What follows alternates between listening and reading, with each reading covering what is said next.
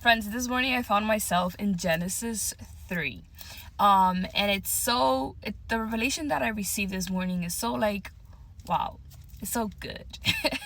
But anyways, this morning, sometimes we fall into temptation and the first thing we want to do is hide from God without knowing that God knows it all. God already knows. He saw you falling into temptation. He saw you falling into sin, right?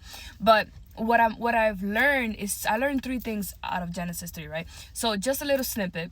In Genesis 3 talks about how Eve gave Adam the fruit, and it also talks about how God already told Adam from the beginning not to eat this fruit. However, after he ate the fruit and when God was calling out for him, he decided to hide from God. Friends. Woo! Holy Spirit speak. So the first thing that I learned is that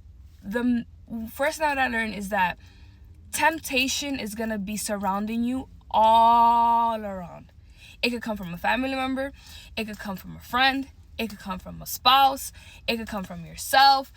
You're going to have temptation all over you, surrounding you. But the second thing I learned is that we cannot forget the instruction God gave us. God is giving you a specific instruction. Don't allow the temptation of a family member, the temptation of a friend, of a spouse, of a co-worker to lead you into temptation to falling into sin.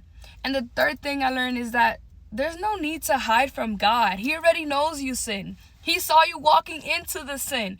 And I've learned that the more honest you are with God, the more it will strengthen your relationship with Him. So friends, with keeping that in mind and thinking about Adam and Eve and the fruit and God's instruction, just remember, 1, God sees it all.